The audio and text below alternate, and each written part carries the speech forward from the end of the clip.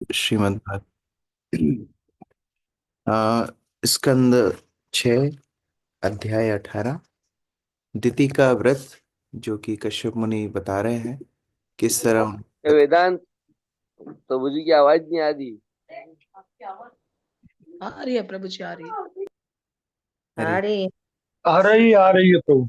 आ रही है। Okay okay. तो दिति का व्रत का वर्णन कर रहे हैं कश्यप मुनि कि किस तरह दिति को व्रत करना है। और पहले बताए कि कैसे किसी के प्रति हिंसा नहीं, किसी को क्षति नहीं पहुंचाना, किसी को श्राप नहीं देना, झूठ नहीं बोलना और शुद्धता पालन करना है।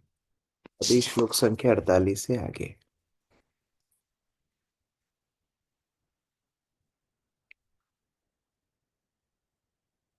नाप्सु स्नायान्न कुप्येत, न संभाषेत दुर्जनै, न वसेता धौतवा सहस्रवासः, सृजं च विधृतां क्वचित्। नीतू माता जी। हरे कृष्णा प्रभु जी, दंडवत प्रणाम। कश्यप मुनि ने आगे कहा कि हे कल्याणी, नहाते समय पानी में कभी ना घुसे, कभी क्रोध ना करे और ना दुष्ट लोगों से कभी बोले या संगति करें, कभी भी बिना धुले वस्त्र ना पहने और पहले धारण की गई माला को कभी ना पहने। हरे कृष्णा प्रभु जी। नेवर एंड मतलब पानी में स्नान करते समय ना जाए, मतलब बिना पानी के तो स्नान नहीं होगा। मतलब विहार ना करे, स्पोर्ट ना करे, वो पानी ले करके किनारे पे बैठ करके नहाएगा। उसके बाद कभी क्रोध ना करे, कभी भी ऐसे लोगों से चर्चा वार्तालाप ना करे जो दुष्ट प्रवृत्ति के हों। और फिर शुद्धता के साथ वस्त्र पहनना और अपने साज श्रृंगार ना करना, ये सारे व्रत के अंग थे। नौचिष्ठम चंडिकानं च सामिषं वृषलाहृतं, भुञ्जितोदकया दृष्टं पिबेनाञ्जलिना त्वपा। शालिनी माता जी। हरे कृष्ण प्रभु जी, दंडवत प्रणाम। कभी भी झूठा भोजन, दुर्गा को चढ़ाया हुआ प्रसाद न खाएं और मांस या मछली से मिश्रित कोई भी वस्तु न खाएं। शूद्र द्वारा लाई गई या शूद्र द्वारा स्पर्श की गई अथवा रजस वाला स्त्री द्वारा देखी गई किसी भी सामग्री को न खाएं। अंजलि से पानी न पिएं। हरे कृष्ण। तो सात्विक जीवन जीना है। झूठा उच्छिष्ट खाना भी हमारे व्रत को भंग करता है। इसलिए एकादशी के दिन किसी का उच्छिष्ट भी नहीं खाना चाहिए। चाहे हम तो अन्न तो नहीं खाते हैं, लेकिन किसी का झूठा खाना भी व्रत को खंडित कर देता है। इसलिए एकादशी के समय हम लोग शहद भी नहीं लेते हैं, क्योंकि शहद भी मधुमक्खी का झूठा माना जाता है। और देवी के ऊपर कई तामसिक वस्तुएं अर्पित होती हैं, तो वो देवी का प्रसाद भी यहाँ वर्जित है। मांस इत्यादि जो आमिष भोजन है वो भी वर्जित है।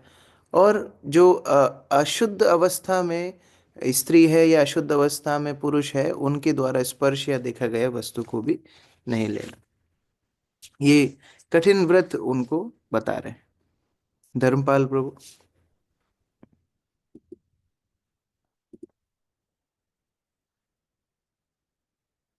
हाँ प्रभु जी। कभी भी झूठा भोजन, यहाँ से ही पढ़ना है ना प्रभु? कभी तात्पर्य। तात्पर्य। हाँ, सामान्य सामान्यतः देवी काली पर मांस तथा मछली से युक्त भोजन चढ़ाया जाता है।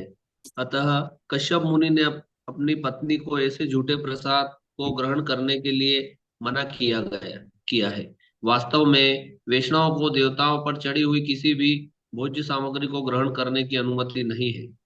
उन्हें तो भगवान विष्णु पर चढ़ाए गए प्रसाद को ही ग्रहण करना चाहिए। इन उपदेशों द्वारा इन इन उपदेशों द्वारा निषेध विधि से कश्यप मुनि अपनी पत्नी को वैष्णवी बनाना चाह रहे हैं थे। हरे दो कृष्ण। दो पद्धतियां हैं, एक विधि एक निषेध। विधि अर्थात जहाँ व्यक्ति को बोलें कि आप भगवान की पूजा करो, भगवान का ही चढ़ाया हुआ प्रसाद प्राप्त करो, भगवान का ही स्मरण करो, ये एक विधि है। और निषेध विधि थोड़ा इनडायरेक्ट है, मतलब जैसे कई बार माता पिता बच्चों को एकादशी कराने के लिए क्या करते हैं, घर में कुछ पकाते ही नहीं अन्न का, तो अब बच्चे को झक मारा के एकादशी का ही खाना पड़ता है, तो ये हो गया निषेध विधि से वैष्णव बनाना। तो इस तरह से अभी कश्यप मुनि बता रहा है ये नहीं करना, ये नहीं करना, ये नहीं करना, ये नहीं करना, तो क्या बचा, फिर भगवान का भजन करना। तो उस तरह वैष्णवी बना रहे हैं इनडायरेक्ट माध्यम से। न धौतो पाद प्रयता नाद्रा पाद उदक्षिरा शयिता न परान्नान्य न नग्ना न च संध्ययो। हरे कृष्ण अभी प्रभु। एक श्लोक स्किप हो गया है। ऊपर वाला ओके ओके।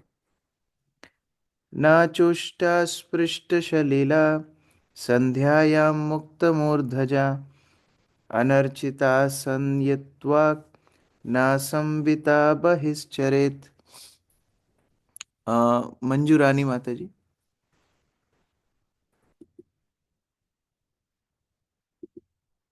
विनोद प्रभु। हरे कृष्ण प्रभु जी, दंडवत प्रणाम। भोजन करने के बाद तुम्हें मुंह, हाथ तथा पांव धोए बिना बाहर सड़क पर नहीं जाना चाहिए। तुम्हें ना तो शाम को या बाल खोले हुए और न आभूषणों से सज्जित हुए बिना बाहर जाना चाहिए।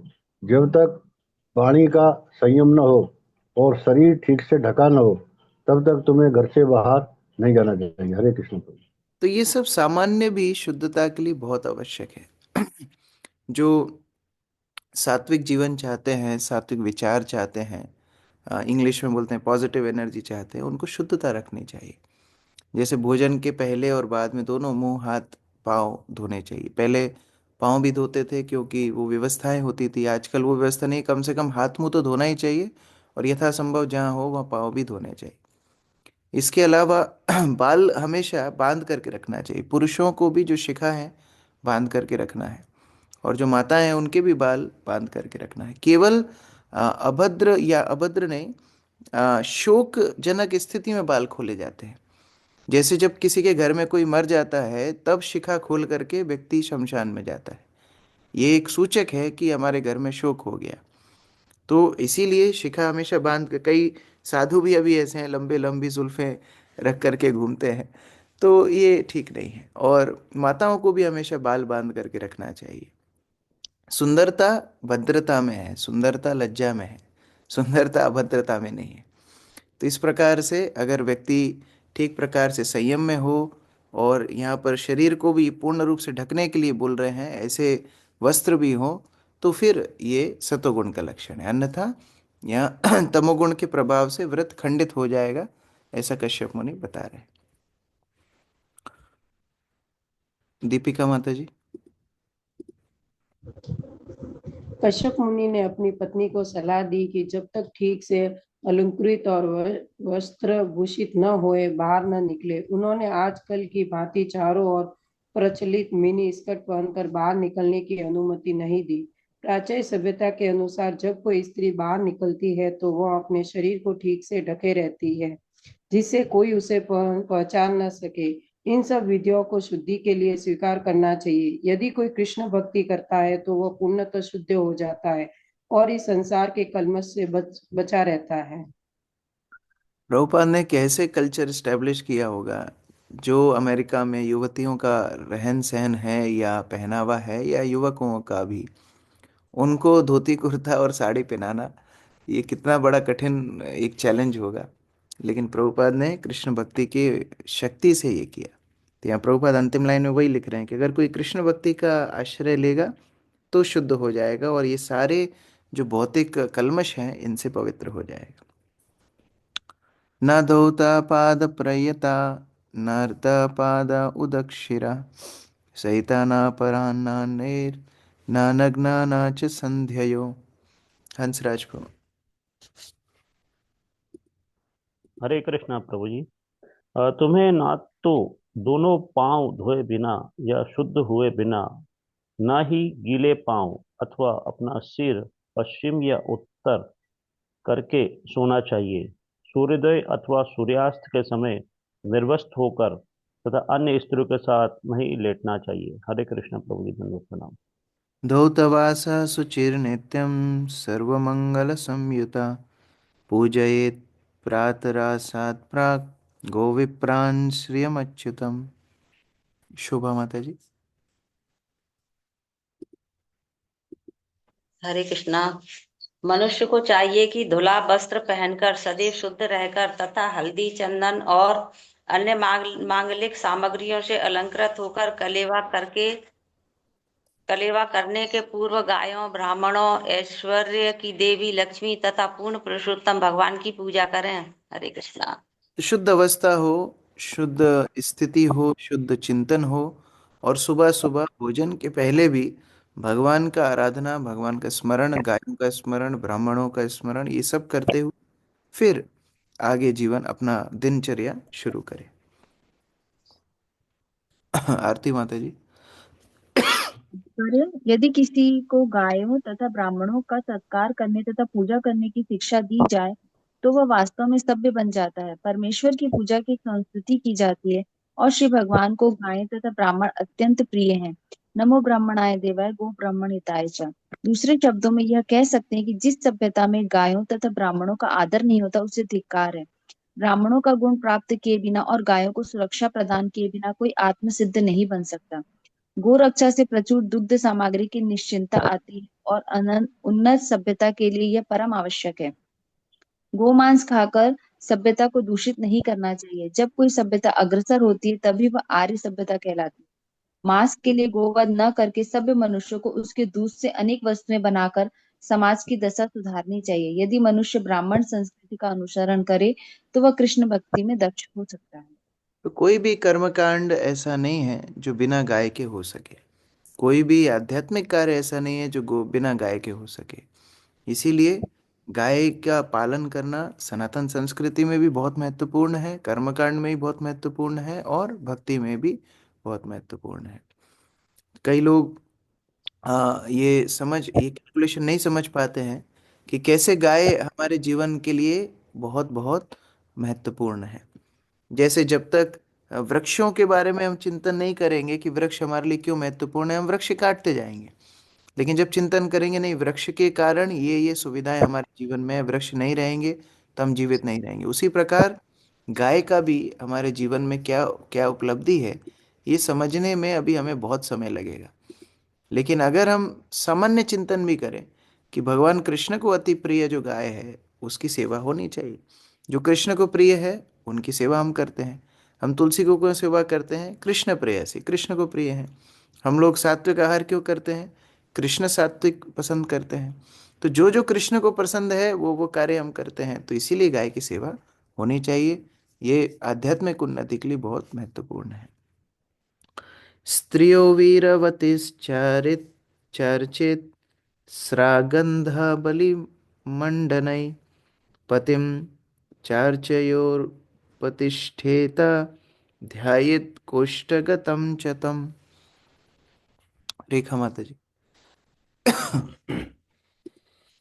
इस व्रत का पालन करने वाली स्त्री को चाहिए कि वह पुष्प, माला, चंदन, आभूषण तथा अन्य सामग्रियों से पुत्रवती तथा सौभाग्यवती स्त्रियों की पूजा करे। गर्भवती स्त्री को अपने पति की पूजा करके उसकी स्तुति करनी चाहिए। उसे उसका ध्यान यह सोचकर करना चाहिए कि वह उसके गर्भ में स्थित है। तात्पर्य: गर्भस्थ शिशु पति के शरीर का अंग होता है, अतः पति अपने प्रतिनिधि के माध्यम से अपनी गर्भवती स्त्री के गर्भ में निवास करता है। हरे कृष्ण। संवत्सरं पुंसवनं व्रतम् एतत् अविलुप्तं धारिष्यसि धारिष्यसि चेतुभयं शक्रः भविता सुतः। रघुवीर प्रभु।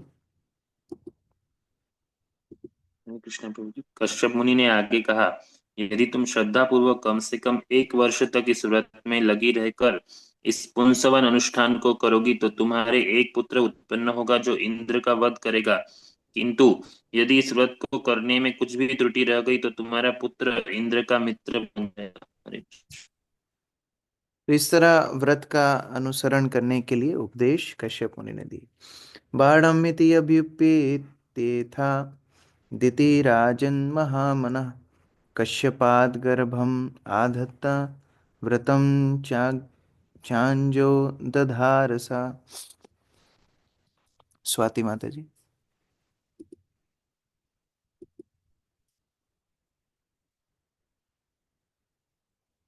हे राजा परीक्षित, कश्यप की पत्नी दीति ने पुंसवन नामक शुद्धिकृति विधि को करना अंगीकार कर लिया। उसने आगे कहा, हाँ, मैं आपके उपदेशानुसार सब कुछ करूंगी। वह अत्यंत प्रसन्नता पूर्वक कश्यप का वीर्य धारण कर गर्भवती हुई और श्रद्धा पूर्वक व्रत का पालन करती रही। इस पूरे व्रत का नाम क्या है? पुंसवन व्रत। और ये व्रत का अनुसरण करना दिति ने शुरू किया। मात्र स्वसुरभिप्रायम इंद्र आज्ञाय मानद शुश्रूषुणेशाश्रमस्थाम दितिम पर्यचरत कवि। मनीष पांचाल प्रभु। हरे कृष्णा प्रभु जी। हरे कृष्ण। सबों का सम्मान करने वाले हे राजा इंद्र ने दिति का मनत्व जान लिया है, अतः वह अपना स्वार्थ साधने की युक्ति सोचने लगा। इस तर्क का अनुसरण करते हुए कि आत्मरक्षा प्रकृति का प्रथम नियम है, उसने दिति की प्रतिज्ञा का भंग करना चाहा, तो वह आश्रम वासिनी अपनी मौसी दिति की सेवा करने लगा। हरे कृष्णा। तो इंद्र समझ गया कि अब ये व्रत का उद्देश्य जो है मुझे मारने के लिए है। तो इंद्र ने क्या किया? इंद्र अब वहीं पहुंच गया और दिति की सेवा करने लगा। और कैसे सेवा करता है? नित्यम वनात् सुमनसः फला मूल समेत कुशना पत्र अंकुर मृदः पा च काले काले उपाहृता।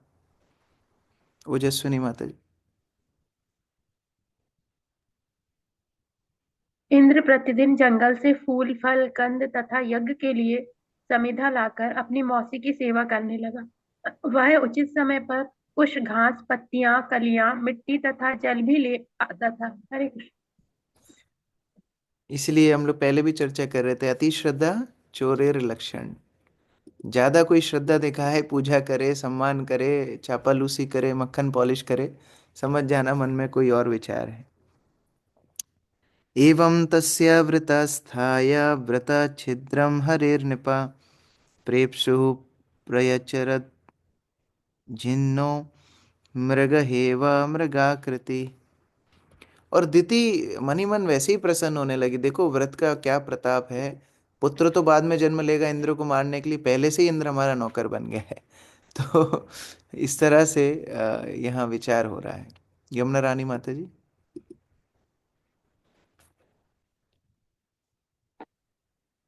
हरे कृष्ण प्रभु जी, दंडवत प्रणाम।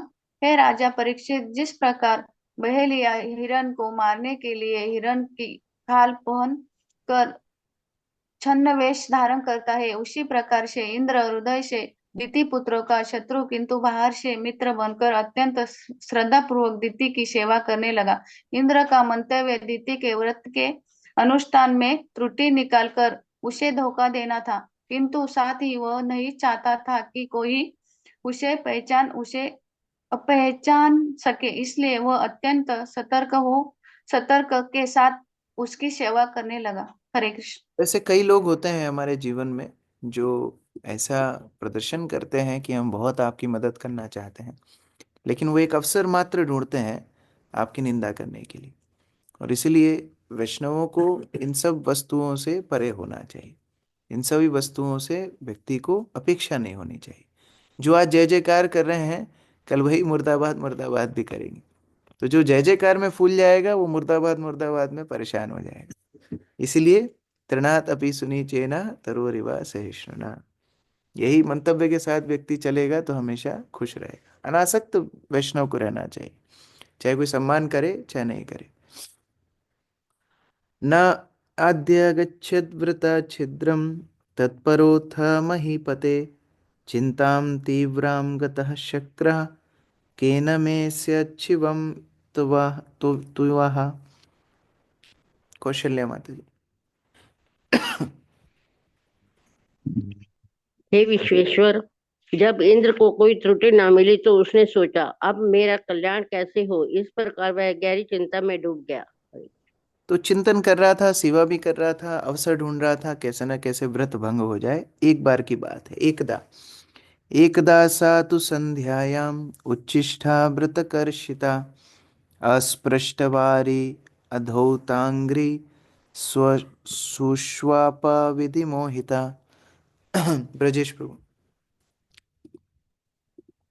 कठोरता से व्रत का पालन करते रहने से अत्यंत क्षीण एवं अशक्त हो जाने से दुर्भाग्यवश दिति ने भोजन के पश्चात मुंह, हाथ तथा पांव धोने में असावधानी बरती और संध्या में ही सो गई। हरे कृष्ण प्रभु जी। तो इतनी थकी हुई थी व्रत के कारण, भोजन करने के बाद आलस आ गया, ऐसे ही झूठे मुंह झूठे हाथ वहीं पर सो गई संध्या के समय पर। तो ऐसी स्थिति तो कई बार हमारे जीवन में आती है, तो इसलिए हमारी चेतना भंग रहती है। लेकिन यहाँ अदिति ने एक बार किया और इंद्र को मौका मिल गया, लब्ध्वा, मिल गया उसको मौका। लब्ध्वा तदंतरम शक्रो निद्रा प्रहत चेतसा दिते प्रविष्ट उदरम योगेशो योग मायया। मोना माता जी पढ़िए। हरे कृष्ण प्रभु जी। इस त्रुटि को पाकर समस्त योग शक्तियों, योग सिद्धियां यथा अणिमा लघिमा का स्वामी इंद्र घोर निद्रा में अचेत दीति के गर्भ में प्रविष्ट हो गया। बस अपनी हरे योग कृष्ण। शक्तियों से छोटा बना और गर्भ में प्रवेश कर गया। आशीष प्रभु। हरे कृष्ण प्रभु। तात्पर्य, एक सफल योगी को 8 सिद्धियां प्राप्त रहती है। उनमें से एक के द्वारा, जिसे अणिमा सिद्धि कहते हैं, वह परमाणु से भी लघु बन सकता है। इस अवस्था में वह कहीं भी प्रविष्ट हो सकता है। इंद्र इसी शक्ति से गर्भिणी दिति के गर्भ में प्रविष्ट हो गया। हरे कृष्ण। चक्रता सप्तधा गर्भम वज्रेण कनक प्रभम रुदंतम सप्तधैकैकम माँ रोदीर इति तान पुनः। आशा माता जी। दीति के गर्भ में प्रविष्ट होकर इंद्र ने अपने वज्र से चमकते हुए सोने के समान गर्भ भ्रूण को 7 खंडों में काट डाला। 7 स्थानों में 7 विभिन्न जीव रोने लगे। इंद्र ने मत रो ऐसा कहकर प्रत्येक को पुनः 7 खंडों में काट डाला। तो पहले जब गर्भ में प्रवेश किया तो जो गर्भ में जो जीव था, जो शिशु था, उसको 7 खंडों में बांटा। तो सामान्यतः किसी को इस तरह काटे तो वो मर जाएगा, लेकिन ये 7 खंडों में बट करके 7 रोने लगे। मतलब एक तरह से 7 जीवात्माएं वहां प्रवेश करके और 7 रोने लगे। तो फिर इंद्र बोला है माँ रुदह मत रो मत रो, और फिर उन एक एक को फिर 7-7 खंडों में काट दिया, तो वो सभी रोने लगे।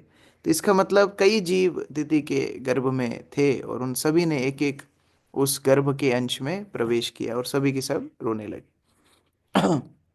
अरविंद प्रभु। हरे कृष्ण। तात्पर्य, श्री विश्वनाथ चक्रवर्ती ठाकुर लिखते हैं कि इंद्र ने अपनी योग शक्ति से पहले एक मरुत के शरीर को 7 भागों में बढ़ा दिया और फिर मूल शरीर के 7 भागों में से प्रत्येक को काटकर कुल 49 भाग कर दिए। जब प्रत्येक शरीर के 7 खंड किए गए तो अन्य जीवात्मा इन शरीरों में प्रविष्ट कर गए। इस प्रकार वे उन वृक्षों के तुल्य बन गई जिन्हें विभिन्न हिस्सों में काटकर पर्वत के ऊपर लगा दिया जाता है और वे पृथक सत्ता प्राप्त कर लेते हैं। पहला शरीर एक ही था और जब उसे कई खंडों में काटा गया तो अन्य जीवात्मा इन नवीन शरीरों में प्रवेश कर गए। हरे कृष्ण। तो हिंदी में एक कहावत भी है, मार मार करके रोने ना दे। मतलब जो बहुत ही क्रूर व्यक्ति होता है वो मारता भी जाता है और बोलता है रो मत। तो उसी तरह इंद्र मार रहा है और बोल रहा है रो मत। तमुचुः पट्यमानस्ते सर्वे प्राञ्जलयो नृपः किं न इंद्र जिघां शशि भ्रातरो मरुतस्तव। मुकुल प्रभु।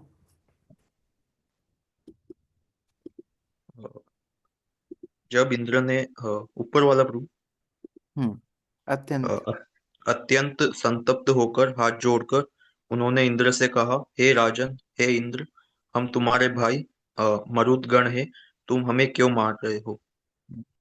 तो अब ये जो महारुदा महारुदा कर रहा था, तो ये जो 49 ये जो 49 जो गर्भ में शिशु हैं वो सब बोलने लगे इंद्र को कि हम आपके भाई हैं, मरुदगण हैं, तो आप हमको मत मारिए। क्योंकि कश्यप मुनि के क्या वचन थे कि अगर व्रत पूर्ण रूप से पालन होगा तो इंद्र का शत्रु जन्म लेगा, और अगर भंग हो जाएगा तो इंद्र का ही अनुयायी जन्म लेगा। तो अब भंग हुआ है तो ये गर्भ में सारे शिशु इंद्र के अनुयायी बने, मरुत नाम पड़ा। माँ भैष्ट भ्रातरो मह्यम यूयम इति आह कौशिकः अनन्य भावेन पार्षदान आत्मनो मरुताम गणान। पिंकी माता जी।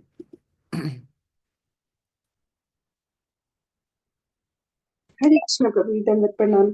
जब इंद्र ने देखा कि वे वास्तव में उसके भक्त अनुयायी हैं, तो उसने उनसे कहा कि यदि तुम सचमुच मेरे भाई हो तो तुम्हें मुझसे डरने की कोई आवश्यकता नहीं है। कोई धृतराष्ट्र की मानसिकता है, मामकः पांडवश्चैव, मेरे और पांडु के, उसी तरह मेरे शत्रु हो मार दूंगा, मेरे अच्छा मेरे अनुयायी हो क्या, फिर कोई चिंता नहीं है आपको, मैं बचा लूंगा। न ममारदितेर्गर्भा श्रीनिवासानुकंपया बहुधा कुशिल कुलिश क्षुन्नो द्रोणी अस्त्रेण यथा भवान। राधिका माता जी। हरे कृष्ण। તમે પૂર્વાધ નહીં મોર છે હે દેखे श्रील सुखदेव गोस्वामी ने कहा, हे राजा परीक्षित, आप अश्वत्थामा के ब्रह्मास्त्र से जला दिए गए थे, किंतु जब भगवान श्री कृष्ण आपकी माता के गर्भ में प्रविष्ट हुए तो आप बच गए। इसी प्रकार यद्यपि इंद्र ने एक गर्भ को वज्र द्वारा 49 खंडों में काट डाला था, किंतु वे सभी पूर्ण पुरुषोत्तम भगवान के अनुग्रह से बच गए। कुंती महारानी भगवान का गुणगान करते हुए बोलती हैं कि अंतर बहिरवस्थितम, आप भीतर भी हैं, आप बाहर भी हैं, हर स्थान में आप हैं, लेकिन आपको हम देख नहीं पाते हैं। तो जब परीक्षित महाराज की गर्भ में रक्षा हुई, सुखदेव गोस्वामी बोल रहे हैं आपने उन भगवान को देखा और आपकी रक्षा भगवान ने की, ये आपको बोध है। मरुतों ने हो सकता है भगवान को नहीं देखा, लेकिन उनको बचाने वाले भी तो भगवान है, और कौन के अंदर सामर्थ्य है जो भगवान के अलावा बचा सकता है। तो उसी तरह जीवन में जहां जहां भी हमारी रक्षा हो रही है भगवान के ही माध्यम से हो रही है। तो परीक्षित महाराज को सुखदेव गोस्वामी उन्हीं का उदाहरण दे करके बता रहे हैं कि ये जो पूरी कहानी मैं सुना रहा हूँ, ऐसा मत सोचिए कि इसमें भगवान कहाँ है। किसी ने व्रत किया किसी को मारने के लिए, कोई झूठे मुंह से सो गया, और कोई ने बच्चे से 49 भागों में बांट दिए और फिर वो रोने लगे, भगवान कहाँ है इसमें। तो सुखदेव गोस्वामी बता रहे हैं जैसे भगवान ने आपकी गर्भ में रक्षा की, वैसे ही इन शिशुओं की भी रक्षा की। सकृत इष्टवादि पुरुषम पुरुषो याति संयताम संवत्सरम किंचिदुर उनन दित्यायद्धरेर अर्चिता साजुरेन्द्रेण पंचाशद देवास्ते मरुतो भवन व्यापो पोह्य मात्र दोषम ते हरिणा सोमपकृता। प्रफुल्ल प्रभु। यदि कोई पूर्ण पुरुषोत्तम भगवान की पूजा एक बार भी करता है तो वह श्री वैकुंठ में प्रवेश करने का अधिकारी हो जाता है तथा भगवान श्री विष्णु के समान शारीरिक लक्षणों को प्राप्त करता है। दिति ने संकल्प पूर्वक कड़ाई से नियमों का पालन करते हुए लगभग 1 वर्ष तक भगवान श्री विष्णु की पूजा की। आध्यात्मिक जीवन की इस शक्ति के कारण 49 मरुदगण पैदा हुए। यद्यपि मरुदगण दिति के गर्भ से पैदा हुए, किंतु परम श्री भगवान की कृपा से वे देवताओं की बराबरी पर आ गए। यह कैसा आश्चर्य है। तो कोई एक बार भगवान को स्मरण करता है वैकुंठ प्राप्त करता है। यहाँ दिति ने 1 साल तक भगवान की आराधना की, कठोर व्रत पालन किया, तो उसके पुत्रों के ऊपर तो प्रभाव पड़ना ही था, वो तो देवतुल्य बनने ही थे। तो इस तरह कश्यप मुनि ने एक तरह से दिति को ठग लिया, ऐसा व्रत बताया जिससे उसकी शुद्धिकरण भी हुआ, उसके पुत्र भी भगवत भक्त बने। जैसे जब विदुर धृतराष्ट्र और गांधारी को वन में लेकर के जाते हैं, प्रथम स्कंद में आता है, तो बिना किसी को बताए चुपचाप चले जाते हैं, और अगले दिन जब संजय जाते हैं धृतराष्ट्र के कक्ष में तो संजय रोने लगते हैं कि अरे मेरे स्वामी मुझे धोखा दे करके चले गए। प्रभुपाद तात्पर्य में लिखते हैं great people cheat for great cause. अगर कोई महान व्यक्ति धोखा भी आपको देगा तो आपके उत्थान के लिए देगा, आपकी भलाई के लिए ही देगा। उत्थाय ददशे कुमाराननल प्रभान इंद्रेण सहितान देवी पर्युतुष्यत आनंदिता। कार्तिक जी ना प्रभु।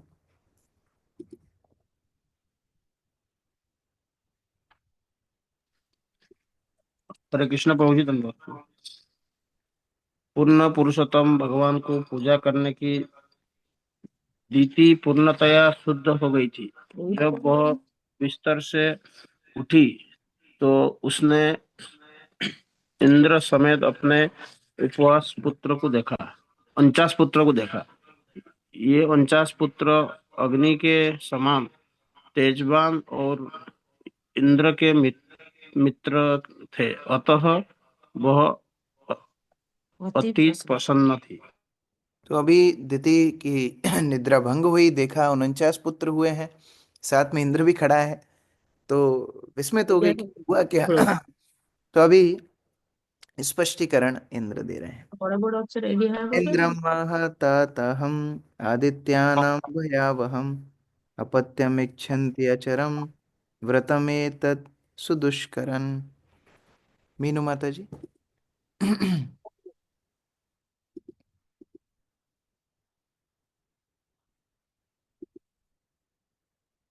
आप म्यूट हैं शायद।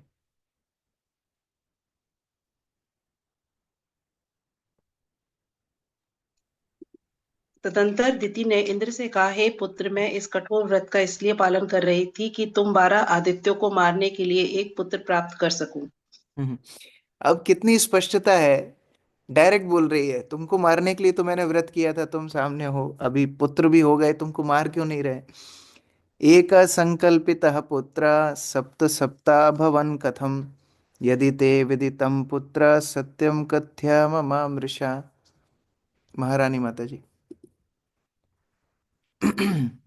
मैंने केवल एक पुत्र के लिए प्रार्थना की थी, किंतु मैं देखती हूँ कि ये तो 49 है, और यह किस तरह हुआ। मेरे पुत्र इंद्र, यदि तुम जानते हो तो मुझसे सच सच कहो, झूठ बोलने का प्रयास मत करना। कुछ तो गड़बड़ हुई है, मैंने एक आइटम मंगाया था, अमेजन ने 49 डिलीवर कर दी, तो कैसे हुआ ये, कुछ तो गड़बड़ हुई है, और तुम्हारे बगल में है, कुछ कर नहीं रहे हैं, क्या हुआ है, सच सच बताओ।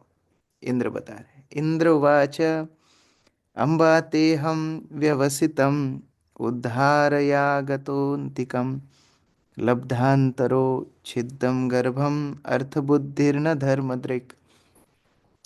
अनीता साहू माता जी।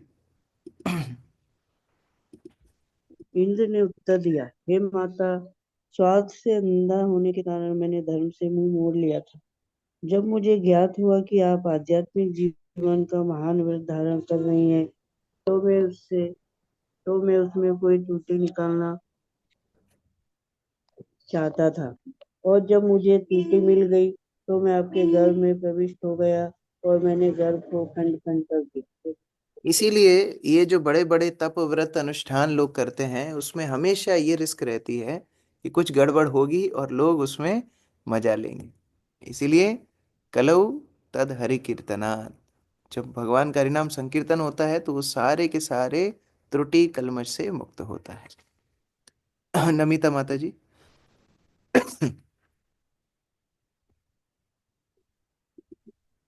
जब इंद्र की मौसी दीति ने बिना झिझक के इंद्र को अपना मंतव्य कह सुनाया, तो इंद्र ने अपना मंतव्य बताया। इस प्रकार दोनों परस्पर शत्रु न रहकर एक दूसरे से सत्य बोलने लगे। श्री विष्णु की संगति के प्रभाव से ही ऐसा होता है। श्रीमद् भागवतम गीता 5.18-12 में कहा गया है, यशस्ति भक्ति भगवत किंचन सर्वया गुणशस्त्र समासते सुरा। यदि किसी ने भक्ति की प्रवृत्ति जागृत होती है तो वह परमेश्वर की पूजा करके शुद्ध बन जाता है, तो उसके शरीर में निश्चित ही समस्त श्रेष्ठ गुण प्रकट होते हैं। श्री विष्णु की पूजा के स्पर्श से दीति तथा इंद्र दोनों शुद्ध हो गए। तो दोनों एक दूसरे को हानि पहुंचाने वाले, दोनों एक दूसरे को द्वेष करने वाले, आज एक दूसरे के सामने सत्य बोल रहे हैं। ये भक्ति की शक्ति होती है, जहां हिंसा द्वेष से व्यक्ति पूर्ण तरह मुक्त हो जाए। 2-3 श्लोक और इस अध्याय में बचे हैं। कृतो में सप्तधा गर्भा आसन सप्त कुमारकः तेपि चैकैकशो वृक्ना सप्तधा नापि माम मेरे माम फिरे। प्रभु। अनुवाद। सर्वप्रथम मैंने गर्भस्थ शिशु को 7 खंडों में काट डाला, जिससे 7 शिशु बन गए। तब फिर मैंने प्रत्येक शिशु की भी 7-7 खंड कर दिए, किंतु परमेश्वर के अनुग्रह से इनमें से कोई भी मरा नहीं। जैसे कोर्ट में कोई अपना गुनाह स्वीकार करता है, इंद्र एकदम बता रहा है, पहले 7 में मारा, फिर 7 को एक एक भाग को 7-7 में मारा। ततस्तत् परमाश्चर्यं वीक्षया व्यवसितं मया महापुरुष पूजाय सिद्धिकापि अनुसंगिनी। कमल सिंह प्रभु। हे हे माता, जब मैंने देखा कि 49 पुत्र जीवित है तो निश्चित ही मुझे आश्चर्य हुआ। मुझे विश्वास हो गया कि आपके द्वारा विष्णु उपासना के लिए की गई नियमित भक्तिपूर्ण सेवा का ही अनुवांगिक फल है। तो जिस वज्र से वृत्रासुर का वध किया, अभी तो 1-2 अध्याय पहले ही पढ़ा है, वो वज्र से इनको मार रहा है और ये बढ़ते ही जा रहे हैं। जितने भागों में काट रहा है उतने ज्यादा बढ़ रहे हैं। तो बड़ा आश्चर्य हुआ कि कैसे इतना हुआ। तो फिर विचार किया, ये दिति के व्रत का फल है, उन भक्तिमय भगवान की आराधना की है, उसका फल है। अनिकेत प्रभु। भगवान विष्णु की सेवा में संलग्न व्यक्ति के लिए कुछ भी आश्चर्यजनक नहीं है, यह वास्तविकता है। भगवद गीता में कहा गया है, यत्र योगेश्वरः कृष्णो यत्र पार्थो धनुर्धरः तत्र श्रीर्विजयो भूतिर्ध्रुवा नीतिर्मतिर्मम। जहाँ योगेश्वर भगवान श्री कृष्ण है और जहाँ धनुषधारी अर्जुन है, वहीं शाश्वत राजलक्ष्मी, समस्त ऐश्वर्य, विजय, विलक्षण शक्ति तथा नीति है, ऐसा मेरा मत है। योगेश्वर पूर्ण पुरुषोत्तम भगवान है, जो अपनी इच्छा अनुसार जो भी चाहे कर सकते हैं। यह प्राप्ति परमेश्वर की सर्वशक्तिमत्ता है। ईश्वर को प्रसन्न कर लेने वाले के लिए कोई भी उपलब्धि आश्चर्यजनक नहीं, उसके लिए सब कुछ संभव है। तो भगवान जिसके साथ है उसके लिए ये सब संभव है। मरुतों को भगवान का आशीर्वाद दिति के व्रत के माध्यम से मिला और उनका कोई अनहित नहीं होगा, ऐसा इसमें कोई आश्चर्य नहीं। आराधनाम भगवतः इहमाना निराशिषा ये तो निच्छन्ति अपि परम ते स्वार्थ कुशला स्मृता। अंकित प्रभु। यद्यपि पूर्ण पुरुषोत्तम भगवान की उपासना में ही निरत रहने वालों को भगवान से किसी प्रकार की भौतिक इच्छा, यहाँ तक कि मुक्ति भी कामना नहीं रहती, तो भी भगवान कृष्ण उनकी समस्त कामनाओं को परिपूर्ण। तो ऐसा है क्या, भगवान की भक्ति जो करते हैं, भगवान के सामने आकर के ऐसी कोई पिटीशन रखते हो कि आप हमारा ध्यान तो रखोगे ना, आप हमारी सुरक्षा तो करोगे ना? ऐसा नहीं है। भगवान के भक्त भगवान से कोई भौतिक इच्छा नहीं मांगते, लेकिन भगवान का दायित्व बनता है कि अपने भक्तों का पालन करें। भक्त वत्सल, शरणागत वत्सल, दीन वत्सल, ये सारे भगवान के नाम हैं। तो इसलिए भगवान अपने भक्तों की सारी कामनाएं पूरी करते हैं। जय माता जी। तात्पर्य, जब ध्रुव महाराज को भगवान विष्णु के दर्शन हुए तो उन्होंने भगवान से कोई वर नहीं मांगा, क्योंकि वे भगवान के दर्शन से ही पूर्णतः तुष्ट थे। तो भी भगवान इतने दयालु हैं कि उन्होंने महाराज ध्रुव को ब्रह्मांड के सर्वश्रेष्ठ लोक ध्रुव लोक भेज दिया, क्योंकि प्रारंभ में उन्होंने अपने पिता के राज्य से भी बड़े राज्य की कामना की थी। अतः शास्त्र का कथन है, अकाम सर्व कामो वा मोक्ष कामो उदारथि त्रिवेण भक्ति योगेन यजेत पुरुषम परम। उदार बुद्धि वाला व्यक्ति चाहे सकाम हो, निष्काम हो या मुक्ति का इच्छुक हो, उसे सब प्रकार से परब्रह्म की उपासना करनी चाहिए। मनुष्य को चाहिए कि वह पूर्ण भक्ति में निरत हो, तब भले ही वह निष्काम क्यों न हो, उसकी पूर्व इच्छित कामनाओं की पूर्ति भगवान की उपासना मात्र से हो जाती है। वास्तविक भक्त मुक्ति की भी कामना नहीं करता, अन्य अभिलाषिता शून्यम, किंतु भगवान अपने भक्त को अक्षय ऐश्वर्य प्रदान करके उसकी कामना पूरी करते हैं। कर्मी का ऐश्वर्य नष्ट हो जाता है, किंतु भक्त का ऐश्वर्य अनिश्वर है। भक्त ज्यो जो अधिक भक्ति करता है, त्यों त्यों उसका उतना ऐश्वर्य बढ़ता जाता है। आराध्यात्मा प्रदम देवं स्वात्मानं जगदीश्वरं को वृणीत गुणस्पर्शं बुद्धस्या नरकेऽपि स्यात्। विपिन प्रभु। हरे कृष्ण प्रभु जी। समस्त आकांक्षाओं का अंतिम पूर्ण पुरुषोत्तम लक्ष्य श्री भगवान का दास बनना है। यदि कोई बुद्धिमान मनुष्य अपने भक्तों को स्वयं को देने वाले परम प्रिय श्री भगवान की सेवा करता है, तो वह भौतिक सुख की कामना कैसे कर सकता है, जो नरक में भी प्राप्ति है। हरे कृष्ण। तो सर्वश्रेष्ठ उपलब्धि है भगवान का दासत्व, भगवान की सेवा। और अगर कोई व्यक्ति ऐसे भगवान को प्राप्त कर ले सेवा के माध्यम से, तो फिर उसके लिए ये नरक तुल्य भौतिक ऐश्वर्यों का क्या लाभ है? अमित प्रभु। हरे कृष्ण प्रभु जी, दंडवत प्रणाम। तात्पर्य: कोई बुद्धिमान व्यक्ति मात्र भौतिक सुख की प्राप्ति के लिए भक्त बनना नहीं चाहेगा। यही भक्त की परीक्षा है, जैसा कि श्री चैतन्य महाप्रभु का उपदेश है। न धनम न जनम न सुंदरीम कविताम वा जगदीश कामये मम जन्मनि जन्मनीश्वरे भवतात् भक्ति रहे तुकी त्वयि। हे परम शक्तिमान ईश्वर, मुझे न तो धन संचय की इच्छा है, न मैं सुंदर स्त्री की कामना करता हूँ, नहीं मुझे अनेक अनुयायी चाहिए। मैं तो जन्म जन्मांतर आपकी अहेतु की भक्ति की कामना करता हूँ। शुद्ध भक्त ईश्वर से भौतिक सुख यथा धन, अनुयायी, सुंदर पत्नी, यहाँ तक कि मुक्ति की भी कभी कामना नहीं करता। किंतु श्री भगवान वचन देते हैं, योग क्षेम वहाम्यम, मैं स्वेच्छा से अपनी सेवा के लिए प्रत्येक आवश्यक वस्तु देता हूँ। हरे कृष्ण प्रभु। तदिदं मम दुर्जन्यं बालिशस्य महीयसी शन्तुमर्हसि मातस्त्वं दिष्टया गर्भो मृतोत्थितः। प्रमोदानंद प्रभु जी। हे माता, हे महिषी, मैं मूर्ख हूँ। मैंने जो भी पाप किए उसके लिए आप मुझे क्षमा प्रदान करें। आपके 49 पुत्रों बिना किसी सती के आपकी भक्ति के कारण ही उत्पन्न हुए। मैंने शत्रु होने के नाते उनको खंड खंड कर दिया था, किंतु आपकी परम भक्ति के कारण वह मरे नहीं। हरे कृष्ण प्रभु। श्री शुक उवाच इंद्रस्तया भयन्यन्ता शुद्धभावेन तुष्टया मरुद्भिः सह तं नत्वा जगाम त्रिदिवं प्रभो। मोनिका माता जी। जय श्री श्री सुखदेव गोस्वामी ने आगे कहा, कृष्ण। रीति इंद्र के इस उत्तम आचरण से अत्यंत प्रसन्न हुई। तब इंद्र ने अपनी मौसी को अत्यंत आदर पूर्वक प्रणाम किया और उसकी आज्ञा से अपने मरुदगण से भाइयों सहित स्वर्ग लोक को चला गए। हरे कृष्ण। तो खुद भी गया क्षमा मांग करके, और वो सब मरुतों को भी लेकर के चला गया। एवं ते सर्वमाख्यातं यम्मां त्वं परिपृच्छसि मंगलम मरुतां जन्म किं भूय कथ्यामि ते। प्रतिभा माता जी। हरे कृष्ण प्रभु जी, दंडवत प्रणाम। हे राजा परीक्षित, मैंने यथासंभव तुम्हारे द्वारा पूछे गए ग्रंथों का उत्तर दिए।